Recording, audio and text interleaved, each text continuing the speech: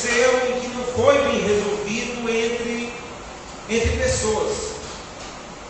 Então, em todas as áreas da nossa vida, os nossos relacionamentos, eles são determinantes exatamente para o nosso sucesso ou para o nosso fracasso. E uma das coisas em que a nossa sociedade ela tem caminhado de passos largos é que as pessoas cada vez mais elas colocam o seu eu ou o seu ego acima de qualquer coisa. Em que nós vemos com bastante clareza e um dos nossos grandes problemas está ligado exatamente ao nosso orgulho. O que é pregado dentro da nossa sociedade, o que as pessoas mais gostam nos discursos, nas palestras que ela escuta, é essa palestra de autoestima, em que vem exatamente elevar exatamente o seu orgulho, o seu ego, o seu eu. O que é mais comum da nossa sociedade, nós ouvirmos exatamente das pessoas, é que nós precisamos ser exatamente o número um, ser o primeiro. Você precisa ser o melhor de todos. Você precisa construir o seu próprio espaço. Você também precisa buscar exatamente o que é melhor para a sua vida. O mundo trata melhor quem se veste melhor. O mundo, você vale o que você tem. Se é muito caro, não importa. Eu quero, então eu vou comprar. Você deseja, você pode. O que é mais comum na nossa sociedade que nós vivemos é que as pessoas elas buscam algo chamado ostentação. Se você tem, então você ostente o que você tem. Se você não tem, você falsifique. Você bota aí um filtro, você dá um jeitinho, bota uma máscara aí, inventa e faz alguma coisa, mostra exatamente aquilo em que você não é. As pessoas elas estão numa busca infreável de ser visto pelas outras pessoas, de buscar exatamente a consideração, o respeito, a atenção, o desejo das pessoas que estão à sua volta. E assim nós vendemos exatamente um produto, e nós queremos ser esse produto, e procuramos apresentar esse produto da maneira mais perfeita em que nós podemos apresentar. E vemos, essa é a nossa sociedade, está aí as redes sociais para nos auxiliar exatamente nessa busca, nesse desejo. Então eu quero mostrar exatamente aquilo que eu tenho.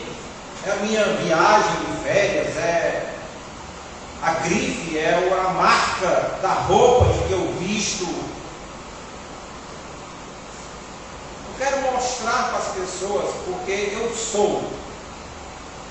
Eu quero apresentar exatamente algo em que as pessoas venham admirar, olhar para mim e admirar a minha pessoa. Só que tem um problema com tudo isso. O grande problema com tudo isso é que você não pode se promover e desenvolver bons relacionamentos ao mesmo tempo. Quando nós ostentamos, quando nós queremos nos vangloriar daquilo em que nós temos, existe esse grande problema na nossa vida, que é o orgulho e o egoísmo. E a realidade é que as pessoas elas não gostam de pessoas que se vangloriam. Elas não gostam desse tipo de pessoa. O Provérbio 13:10 ele diz que o orgulho só traz brigas. Nós vamos observar a maioria dos nossos desentendimentos. Eles estão ligados exatamente com o nosso orgulho. As pessoas não querem ser. É muito mais fácil para nós querer justificar, explicar, argumentar. Vários irmãos já chegaram para mim com problemas de relacionamento.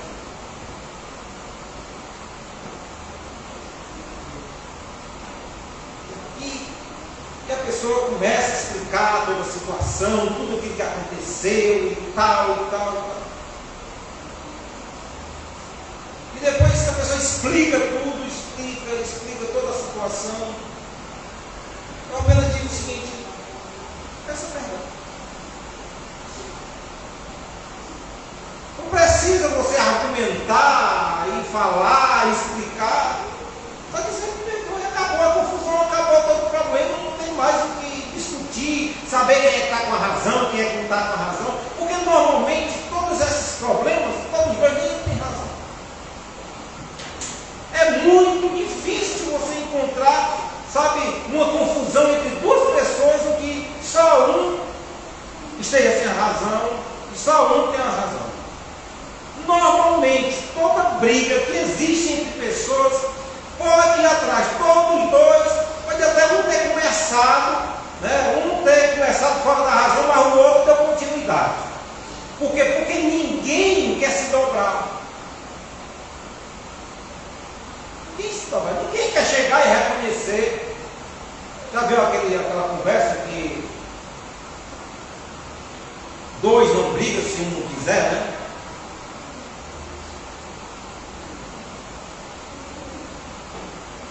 Só que o nosso grande problema, irmão, está exatamente em nosso bom desenvolvimento, dos nossos relacionamentos, temos relacionamentos saudáveis, está ligado exatamente ao nosso orgulho, porque nós não queremos ceder.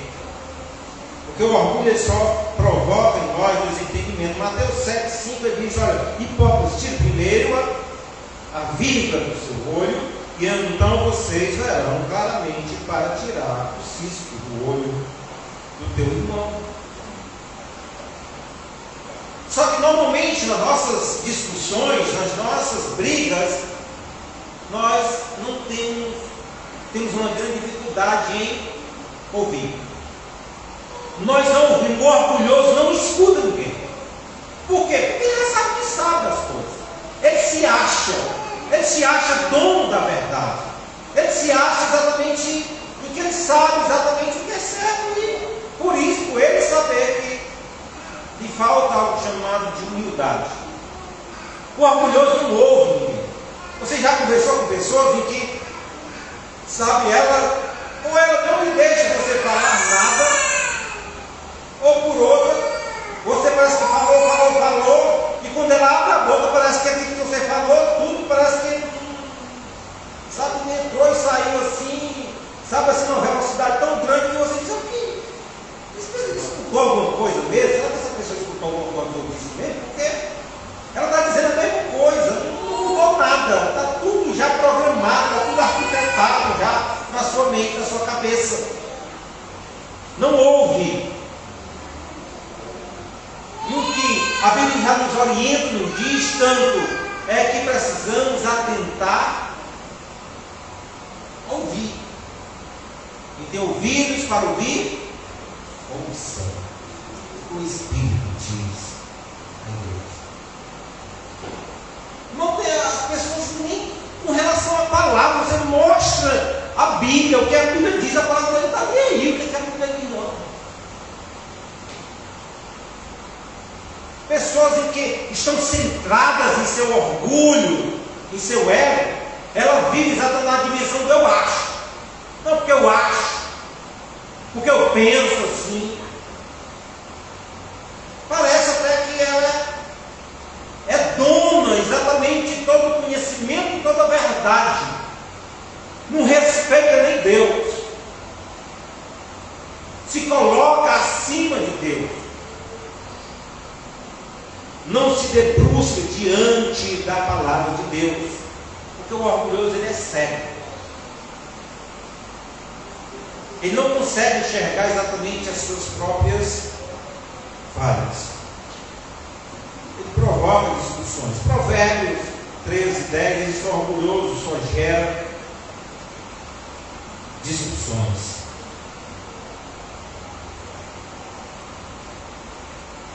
Principalmente quando você encontra exatamente dois orgulhosos. Aí que o negócio pesa. Aí sai faísca para tudo que é lado. Você bate exatamente dois orgulhosos. Eu vi uma ilustração, o cara que era campeão de boxe e tal, tinha ganhado peso pesado, campeão mundial de boxe, estava no avião. Pegou o voo e a aeromoça chegou e disse para ele, coloca o cinto.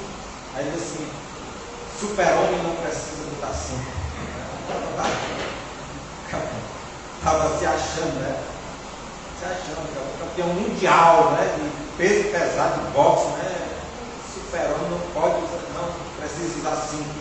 Aí a aeromoça disse, super-homem também não anda de avião. Né? Então não precisa andar de avião, super-homem. Caiu o filho, eu estou ciente, né? Na realidade não era essas coisas, não era isso tudo, né? Lamentavelmente, irmãos, a gente vive numa dimensão em que se, pelas nossas carências que nós temos, porque o nosso das pessoas, os nossos defeitos, porque em as pessoas conhecerem os nossos defeitos, nós achamos que seremos menores. Então é mais fácil querer encobrir exatamente os nossos defeitos. Só que nós não precisamos fazer propaganda de nós mesmos. A grandeza de uma verdadeira pessoa está em si mesmo. Você não precisa sair dizendo eu sou grande, todo mundo está vendo que você é pequeno. Se você é grande, todo mundo está vendo que você é grande. Não precisa você tocar trombeta e querer apresentar. Eu vi um relato uma vez em que um cara, um cineasta e tal, e ele chegou num restaurante e pediu uma mesa no restaurante, o restaurante estava lotado. O homem chegou para ele e disse, rapaz, está lotado. E o amigo dele que estava perto dele disse para ele quem você é. E ele pegou e respondeu, se ele precisasse dizer quem ele era, então ele não era. No momento em que a gente precisa querer apresentar algo, ou querer mostrar para as pessoas que somos algo, é sinal em que na verdade nós não somos aquilo que queremos apresentar, impressionar exatamente as pessoas. A vanglória, ela não funciona, mas a humildade sim. Quando nós somos abertos, transparentes e honestos com as pessoas que estão à nossa volta, isso cria elo. Isso desenvolve exatamente a nossa vida. Romanos 12:16, ele diz que não busque mostrar grandeza e não pense que vocês sabem de tudo. O orgulho, ele castra exatamente as nossas intimidades. Nós não podemos ser íntimos de pessoas e ser orgulhosos. O orgulho, ele destrói a intimidade. E ele constrói muralhas à nossa volta. Às vezes a pessoa quer se apresentar tão santo, tão correto, tão direito, e que as pessoas chegam assim, você está novo, eu chegar perto dessa pessoa assim, eu vou contaminar ela.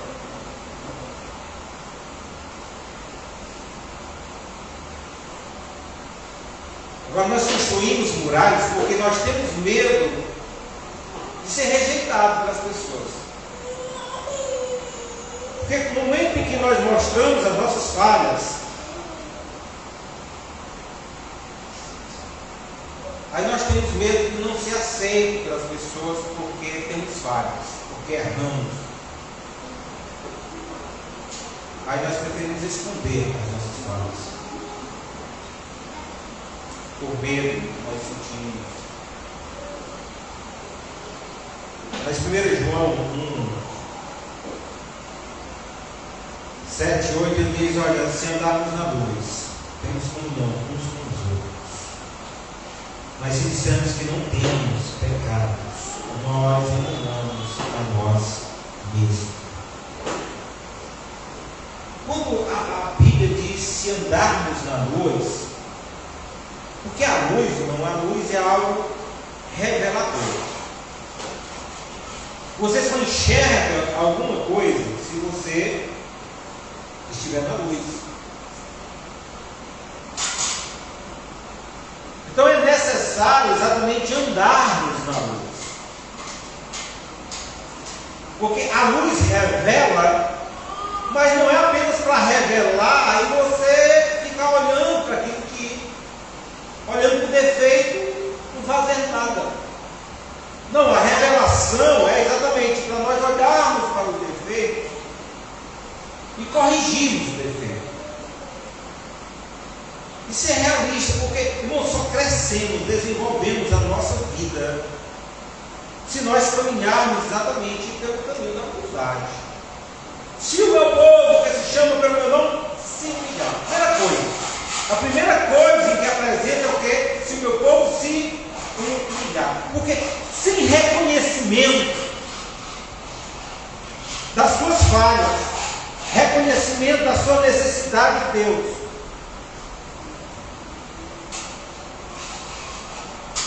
não há transformação, não há mudança, não há conversão.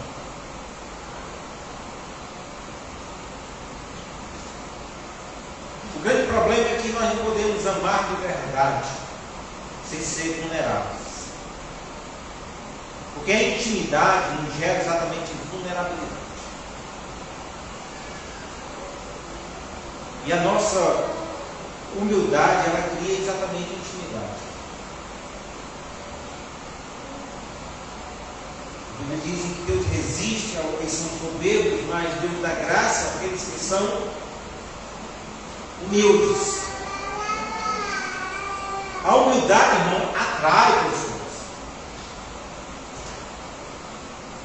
Interessante que eu tive uma vez uma experiência com uma pessoa. Eu estava com um relacionamento um pouco conturbado. Eu achei interessante que eu tive a atitude, isso há uns anos, né? E que depois eu fui ver na própria psicologia exatamente que era uma atitude correta. Eu estava com uma pessoa que não estava, tinha tido uma discussão, um problema com a pessoa. Aí eu pensei, rapaz, tem uma coisa? Eu tenho que resolver esse problema com essa pessoa. Eu vou me achegar a ela. Como é que eu faço? Só para pedir ajuda dela.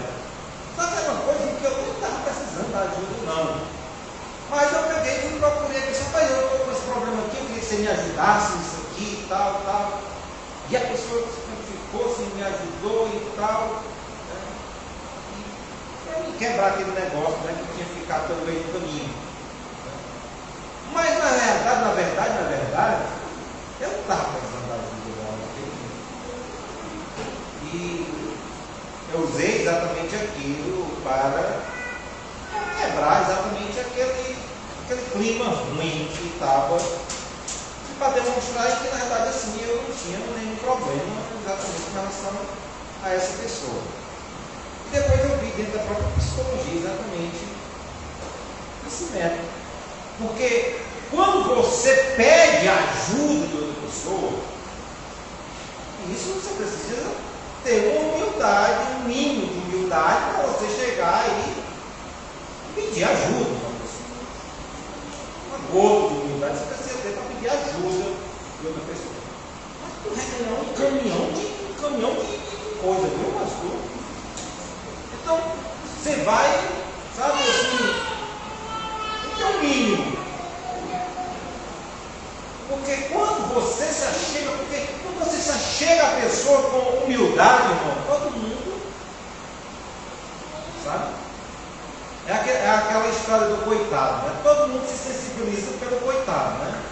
Se o cara está bem da vida, aí todo mundo fica, ei, tem coisa aí, né? E tal, né? Todo mundo fica de olho, né? Se a pessoa está sendo bem sucedida na vida, rapaz, aí tem. A cabeça pode estar roubando, fazendo qualquer coisa, né? Mas o cara está lascado, quebrou, pegou fogo e tudo, aí todo mundo, oh meu Deus, olha o coitadinho, né? Todo mundo se sensibiliza pelo coitadinho, olha o coitado está todo lascado, bichinho. O provérbio ele diz o seguinte, provérbio 28, 13, ele diz que quem encobre as suas transgressões jamais prospera, mas os que as confessa e deixa, alcançará a misericórdia. Então essa posição de querer encobrir seus erros, encobrir exatamente seus defeitos, você também vai sair, né, botando os cartazes, olha, eu sou uma coisa ruim, tudo. Não, é aquela falsidade, né, em que a pessoa quer apresentar algo que você mesmo sabe que não é aquilo. Não existe. Isso é falso. E uma das piores coisas que existe exatamente é falsidade. A falsidade é algo que mexe bastante com o coração de Deus. Então existe um antídoto contra o egoísmo. E o primeiro antídoto contra o egoísmo é a nossa própria aceitação com relação à nossa humanidade. Irmãos, não existe nenhum justo, nenhum santo. Todos pecaram e destituídos estão da glória de Deus. Se dissermos que não temos pecado, mentimos e a verdade de Deus não está em nós. Lá em Romanos 12, 3, ele diz que não alimenteis ideias exageradas acerca da importância de cada um de vós. Procurai antes, pelo contrário, considerar sem exagero as possibilidades. Existem dois problemas muito grandes. É que um deles é aquela pessoa em que ela não consegue enxergar diante de Deus quem você é. Porque todos nós, se existe um grande privilégio, eu achei lido uma frase da Patrícia Bravanel, em que, esqueci da frase, mas ela dizia o seguinte, em que importante não era ser filha do Silvio Santos, importante era ser filha de Deus, não filho de Deus. Então, tem pessoas em que às vezes não conseguem enxergar em si o grande privilégio que ela tem, o grande privilégio que Deus realizou na sua vida. Você não é apenas uma criatura, uma folha seca caída no chão que vai para onde o vento levar. Você recebeu o privilégio, você se tornou o Filho de Deus, porque todo aquele que o recebeu, Jesus Cristo, como único e suficiente Salvador, eles se tornarão filhos de Deus. Todas as pessoas não são filhos de Deus. Todas as pessoas são criação de Deus, criaturas, criação de Deus. Todo mundo faz parte da criação de Deus. Mas ser filho de Deus é um privilégio daqueles em que recebem Jesus como único e suficiente Salvador. E não existe privilégio maior na vida do que isso. Você pode ser filho de Bill Gates, sei lá quem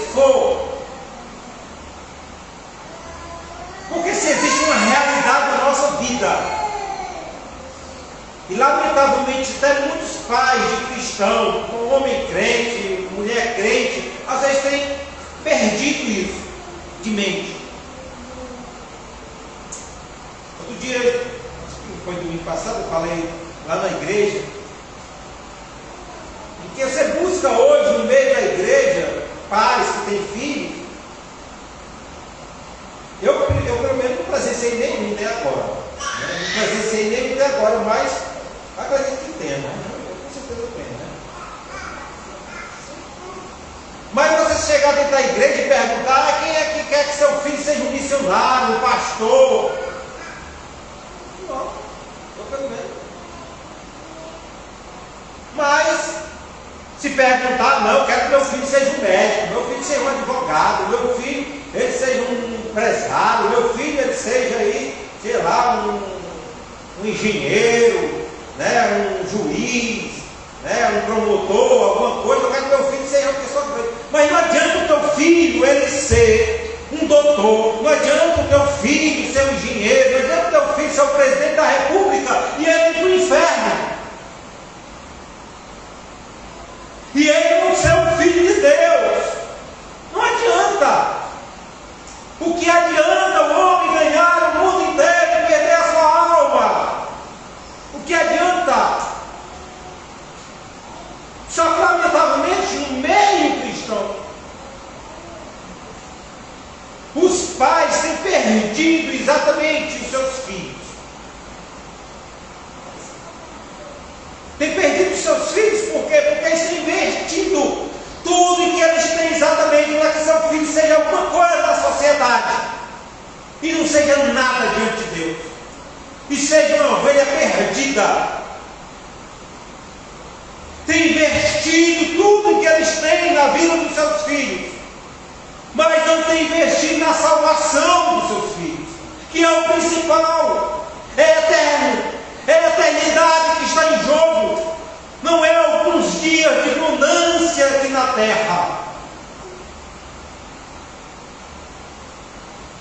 E até nem uma profissão não garante isso, porque a vida é tão incerta, porque você pode até estudar, dar o máximo, passar no melhor concurso, aí depois receber um diagnóstico, um câncer. Porque a vida é incerta. Você pode até se formar na melhor universidade do mundo e sair num carro ali e vir um caminhão passar por cima e acabou-se. Você vem na sua mãozinha direitinha, no seu carrinho bem direitinho e tudo, e vem um bebê e taca por cima e acaba com a sua vida. A vida é incerta. A vida é incerta. Essa é a realidade da vida. E nós precisamos estar atentos exatamente a isso. O orgulho, ele... E um dos antídotos contra o nosso orgulho, o nosso egoísmo, é exatamente nós aceitarmos exatamente a nossa humanidade.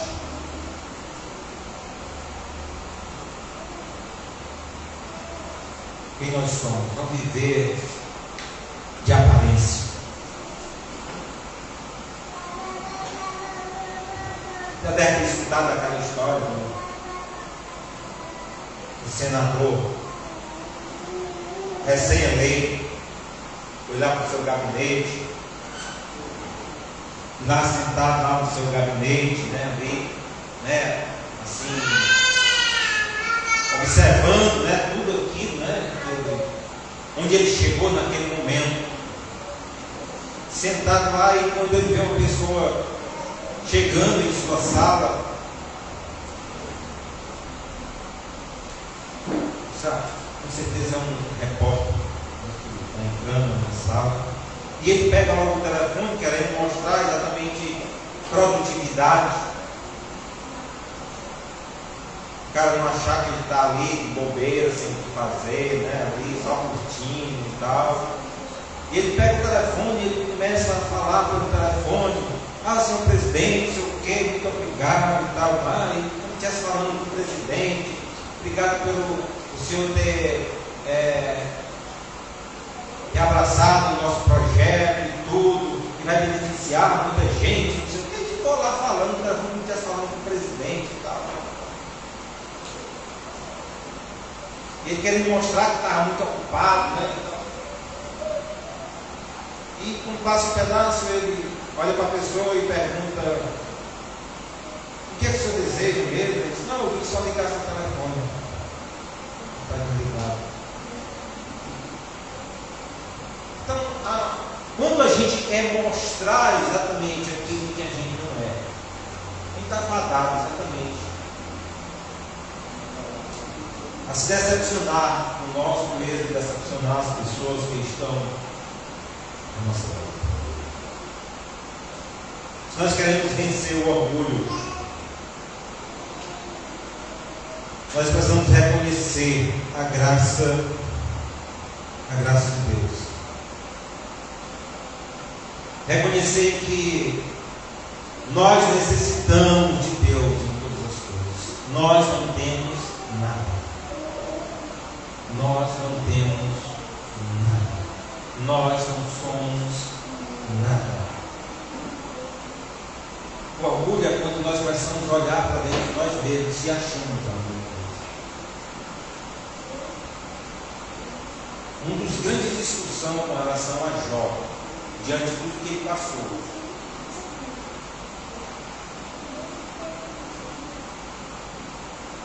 era com relação ao orgulho. Jó é um homem íntegro, temente a Deus, desviado a Deus.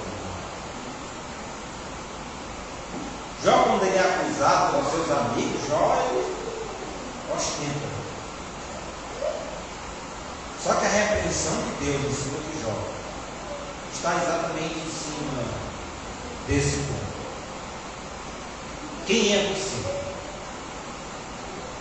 Quem é você? Quem é você? Irmão, diante de Deus, você não tem condições, sabe assim, de nada. Somos pó, somos cinza, não somos nada.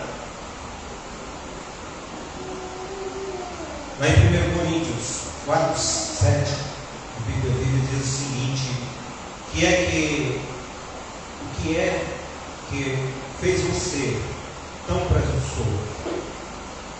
O que é que você tem que Deus não lhe tenha dado?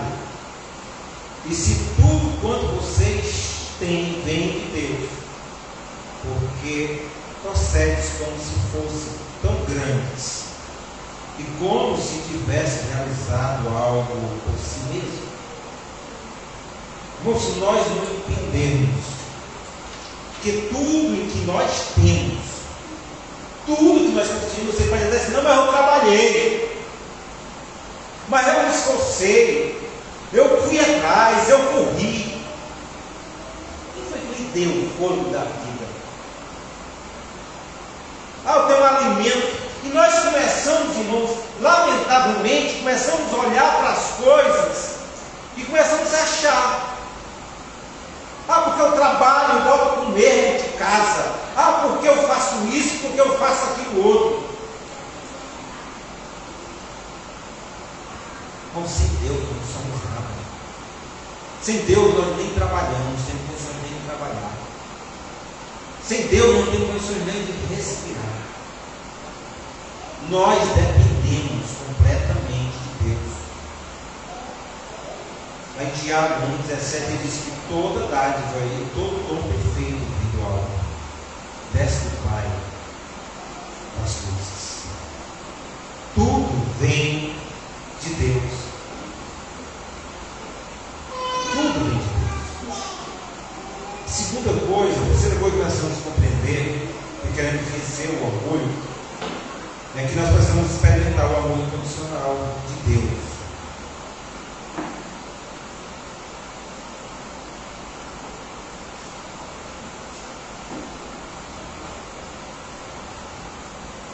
Quando nós nos vangloriamos e nos orgulhamos Isso é um sinal de um vazio em nosso coração. Esse vazio que existe dentro da nossa vida, que queremos preencher exatamente com a atenção, consideração, respeito das pessoas.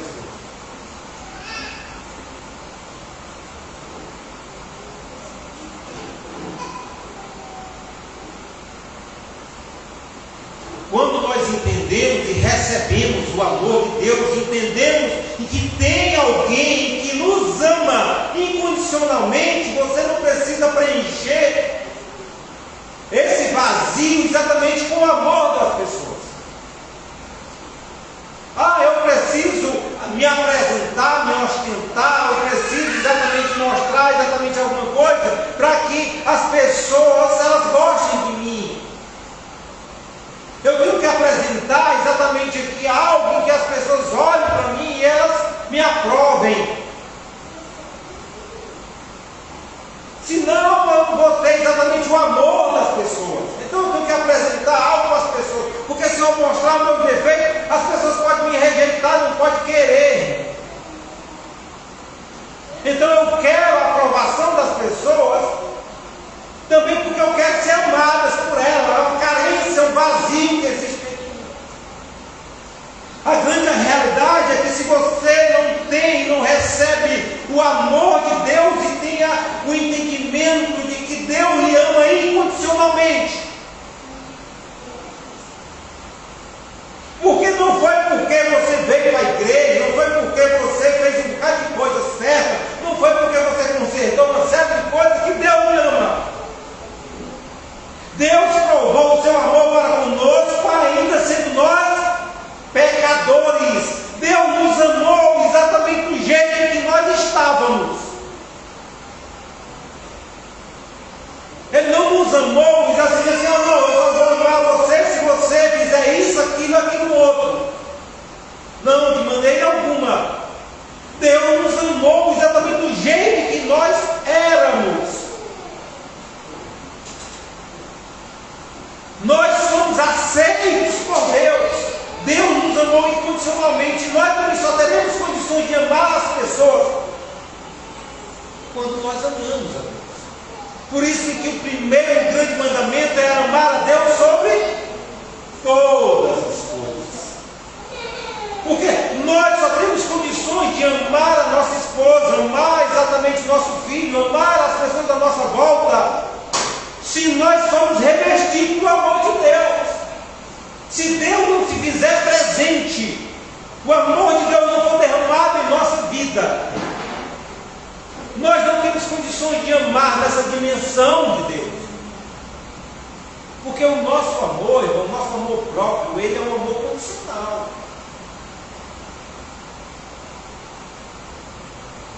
Você ama até o ponto em que a pessoa não olha com cara feia para você. No momento que a pessoa olhar com cara feia para você, já era. Acabou o seu amor. Não tem mais condições de amar.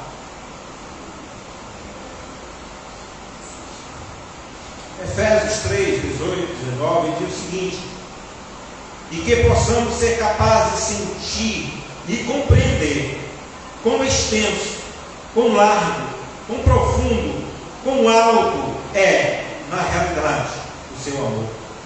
E por si mesmo experimentar esse amor. Desta maneira, finalmente, vocês ficarão repletos do próprio Deus. Quando nós permitimos que Deus ele preencha o nosso coração com o seu amor, com a sua vida, nós não precisaremos mais correr atrás pela aprovação das outras pessoas, para ser valorizado pelas outras pessoas, pelo respeito das outras pessoas. Por quê? Porque você tem a ciência e o conhecimento de que Deus, Ele lhe ama. Nós só conseguiremos amar as pessoas que estão à nossa volta quando o amor de Deus ela se fizer presente na nossa vida.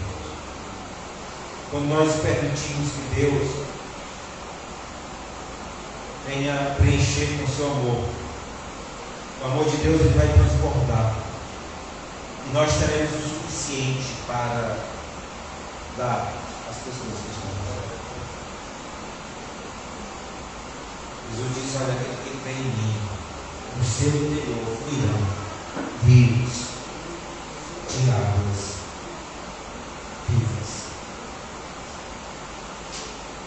Uma das piores coisas que existem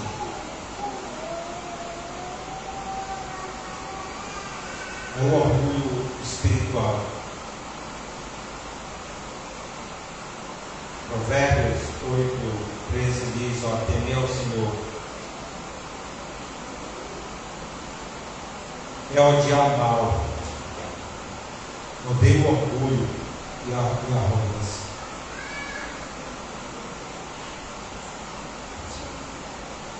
Provérbios 29:23 diz: o orgulho do homem o humilha, mas o que é humilde obtém a honra.